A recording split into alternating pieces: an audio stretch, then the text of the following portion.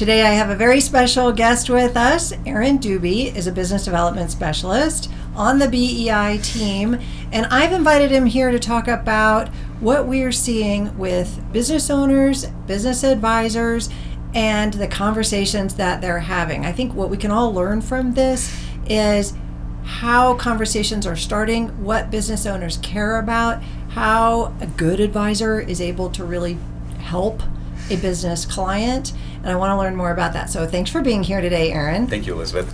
And why don't we just launch into it? Okay, so one of the things that you do as part of your day in, day out activities is you spend quite a lot of time on the phone and in meetings with individual business advisors and also people who are sort of the heads of firms and who are setting the direction for a business advisory kind of a practice. I have that right, yes? Correct. And so you're finding out in the last year, 2 years, as the world has kind of changed, a lot of things are different and a lot of things are kind of the same. And what I wanted to find out from you today is what is happening with the advisors and the firms that you're talking to, and how can people who are listening here use that if they're an advisor, use that to sort of build their own awareness of what's happening in the business space, and how business owners who might be listening can get a better sense of what to look for, who to talk to, where to get help with whatever their needs are. So let me just start in. So what are the areas where you're having the most conversations with advisors, just so we can kind of set the scene and get some context for where you get these observations that I want to learn more about? What are you talking to them about? Why are you even on the phone with them? Yeah, so I'm working with advisors, and when we have those conversations, it's about ideally trying to help them expand their services and do more and different things with and for their business owner clients. And your point a little bit ago of many things are different, many things are staying the same. I think one thing that's held true pre-pandemic now, and it probably will be going forward, is that many, maybe even most of the advisors that I talk to, it reports to me that business owners don't have a real clear and accurate number on what their company is worth. And that's interesting. Okay, let's say, how do they identify that? Because I don't think that business owners are going around knocking on doors saying, "Can you tell me what my business is worth?" So there's probably a few things that happen before that, if I'm just guessing. So how do they get to the point where that's even part of the conversation? What happens to lead up to that?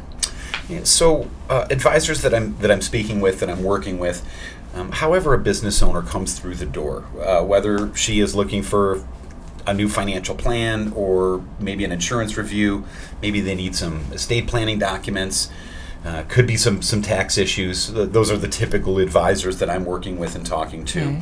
Okay. Whatever they come through the door for, the advisors that are making an impact with business owners are taking a step back and saying, we can help you with that. But since you own a business, let's talk about the big picture. How long do you want to be involved? And if you transferred your company today, either to insiders or in a third-party sales scenario, is that going to be enough money to allow you a comfortable retirement? Fund all of your estate planning and even charitable and generational goals if we're talking about a lot of money. And many advisors have come back and said that they're very, very surprised as they start asking these questions, how few business owners really understand what their value is and how that's going to impact the rest of their financial life. And so do you see that a good advisor who is really, what I care about are good advisors who are smart, who know a lot of things, and can be valuable to their clients? It's really important to me and to BEI as a company that advisors that we support do good things and deliver real value and better outcomes to their clients. That's just really important to us.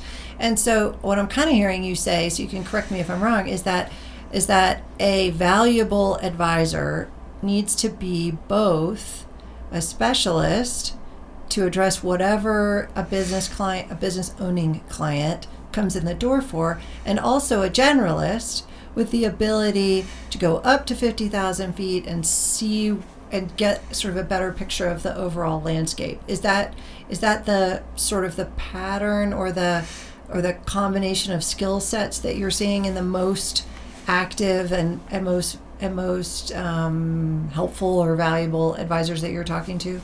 Yeah, I think that's a good way to think about it. That advisors, whether attorney or CPA or financial advisor or insurance advisor, and sometimes they wear a couple of those hats, there are many, many people that do the exact same thing. It's not hard to find an attorney or a CPA or a financial advisor. They're everywhere. And so, yes, to me, the obviously, they're all specialists. All of them can generate a financial plan if they're FAs. Anybody can do an insurance review and tell you about the wonderful products that they can sell. Sure. Of course. But those that are going to take that step back and talk about the big picture with confidence of asking, how long do you want to be involved? And again, as I said earlier, if you transfer it now, is that going to be enough money to cover all of your financial needs? That, when you talk about that, they're all specialists. Those that also wear that generalist hat and want to look at the big picture and really, at the outset of even trying to secure the engagement over the long term with the business owner, it's a huge differentiator. As you know, BEI has done a lot of surveys over the last few years, and many business owners don't even know who to talk to about business transition. Right. And so it's not necessarily something that they're looking for, but the advisor that is swinging the bat, so to speak, with each business owner client that comes through the door to say, we can help you with whatever you need, but A, let's look at the big picture so I can make sure that you need that, and B, let's expand this conversation and really be strategic over the next 3 or 5 or frankly 20 years to make sure that you can get out when you want with the money you need and get it to the people you choose. Right. And so I think that's a really important lesson for both advisors and for business owners to hear, that if you're an advisor, you need to, and I would say used to be 95%, it might be 97% of the BEI advisor community has a professional specialty. So is not just a general planning consultant. Some of them are, but most of them are not. They have a specialty, they have an area of expertise, and those are tools that they need to keep sharp and use as their sort of very precise tools in their toolbox. And then knowing how to sort of smoothly have a conversation that includes addressing a very specific need or a hot topic for a business client, and also the general needs and how the most pressing matter of the day relates to the bigger picture is the skill set that the advisor who wants to really grow their practice and be more valuable should have. Because just doing the thing and following orders and sort of carrying out instructions from a client is just going to get you kind of a lot of repeat, basic, commoditized service work. And you have this chance to be something more and something better. And then flipping it over, if you're a business owner, you should really, I think, be not dissatisfied. You should not settle for an advisor who's only a specialist, because they're not able to see connections between the thing that you're asking them to do and everything else that's going on with you. It's not your job as a business owner to see those connections. It's not your responsibility even. You're not a business planning advisor. So if you are a business owner, then you should be looking for people who have the deep technical expertise and also know how to connect it to other things that maybe not in their specialty, but they know how to see the big picture. And I think those are good points. And so when I do that, let's say I carry it forward, somebody comes to me for help with a very specific thing. Absolutely, I can help you with that. Maybe they've been referred to me. Maybe I gave a presentation or I wrote an article. All good. Then I'm trying to expand the conversation and just look at how other things are connected. What's the most common sort of big picture topic that advisors and business owners are connecting on from the conversations that you've had, or where advisors are moving the conversation off of the very specific project that we're doing and into, sort of what's the bridge that gets them into the bigger picture planning? What's the topic or the issue or the question? I think some of the common issues for the business owner, whichever advisor they're talking to, and kind of separating it out of attorneys, CPAs or tax professionals, insurance, and financial advisors. Mm-hmm. As they start to get into that conversation, and I think a lot of these doors open when they start to talk about the value of the company, as I mentioned a little bit ago. Huh. And a business owner that doesn't know or thinks that they're worth $10 million, because that sounds like a nice huge round number, or it might be 20 or it might be 8, it doesn't really matter. Okay. If they don't know, that's where the doors open. And the advisors then, I think one thing that's neat about the exit planning process and advisors that are really focused on the big picture is that it allows them to not have any bias of their core services or products that they want to push out the door. If a financial advisor is working with someone and they haven't sorted out their business value and they haven't done a financial plan with what that anticipated windfall event number looks like, mm-hmm. This is even something that advisors I work with say that they're winning clients that already have an advisor that does what they do, that never touched on some of this big picture stuff. So I think some of the common areas, again, understanding their business value. Yeah. Other things that seem to be very common is tax minimization. Mm-hmm. I think a lot of the accountants and CPAs that are out there are very focused on year to year as opposed to the big picture. And as you were talking about advisors connecting with the other things that are necessary, I think it's interesting that we see a lot of buy-sell agreements that have been executed that don't have any funding. Mm-hmm. and it or a financial plan that doesn't encompass the value of the business, which is maybe 80 or 90% of their potential wealth. Yeah, they just plugged in a number based on what the business owner said they were going to sell the company for in the year that they said they were going to sell it. I've seen that financial plan many times. Where did this number come from? Oh, the business owner just told me they would sell the business for $14 million 5 years from now. Okay, what's that based on? Nothing at all. Makes for a compelling financial plan, doesn't it? Just really, really built on solid Can't wait foundation. For my $14 million. And exactly. I think another pitfall there also with that value, they get a number in their head wherever it came from, and they're always thinking top line. There's fees, there's taxes, we all know about that.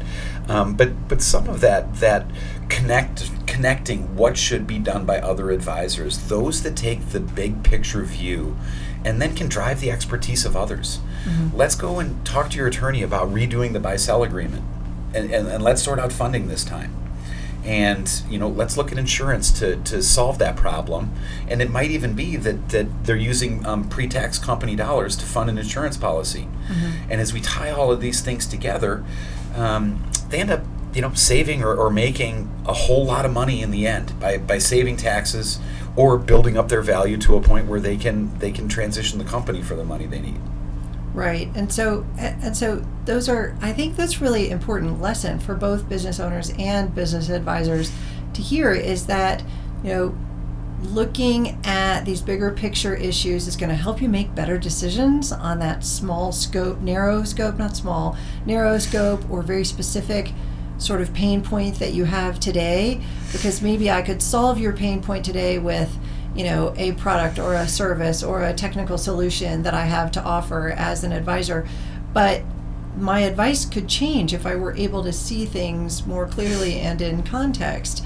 And as a business owner, I think that there is some awareness, and it's building, at least based on our surveys, among the closely held business community, that figuring out the future of your business and what you want it to look like and what you want your relationship to the company to be is really going to be a team sport. And so, as you're saying, advisors need to be able to confidently and efficiently leverage the expertise of other advisors. I think it's good for business owners to know and to expect that likely to happen. It's really, I don't think I've seen a planning scenario in the last few years that didn't involve more than one advisor expertise.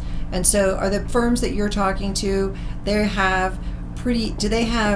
they doing more of the sort of, we have resources that we go to because we know that they're good and we like them? Or are you seeing more advisors saying, I'll work with whatever other team members are on the field and I will make it work? Which is more common that you're seeing these days? I would say it's a bit of a mix. Every business owner, I won't say everyone, many business owners have an attorney and a CPA and a financial and an insurance advisor of some sort. I guess maybe we call him the quarterback, the person that's going to take this 20,000 foot view. I think part of the role is to understand who is on the team. Are they qualified? Okay. And if they are, great. Let's figure out a way that we can work together. If they're, and maybe qualified isn't the right word. If they're a really good estate planner that works with business owners, for instance, great, we can work together. If they have an attorney that, maybe it's a family member and they're a divorce attorney, but they wrote their will and they wrote their estate plan. Sure. Maybe we then suggest that we reshape the team and bring somebody else that's really going to make an impact on the business planning. Okay. So a little bit of a mix there. And the one thing that has also rung true as I've talked to many advisors, those that are interested in collaboration tend to be the better advisor. Those that are worried about someone else looking at the work they've done in the past for a business owner and somebody else's eyes scrutinizing whatever that looks like, it can be very, very uncomfortable. And so it's I think that the big idea here in looking at the big picture is making sure, and I think you touched on it a little bit ago, Mrs. Business Owner, if we can talk about where you are and where you're going and what your financials look like, I can make better long-term recommendations. And we're not going to recreate something that we do now and have to redo it in a few months. And so once the team is all thinking of the big picture of getting to that transition event, that's when the most impact happens for the business owner. Now we're on a path to making a positive transaction or a positive transition, whether it's inside transfer or third-party sale. And or just a positive future, whatever they want it to look like. Yeah, and get to the emotional place where they're ready to leave the business and move into the next side. And I think that last bit, it's very emotional to leave a business. Hopefully there's enough money to make it comfortable, but if we can match those two things, if advisors can help business owners do that, and if those business owners out there can match those two things, that's why we plan. I hear you. These big picture issues are the reason why we plan, and they're the way that what our planning creates better outcomes. And so this is very informative, Aaron. Thank you.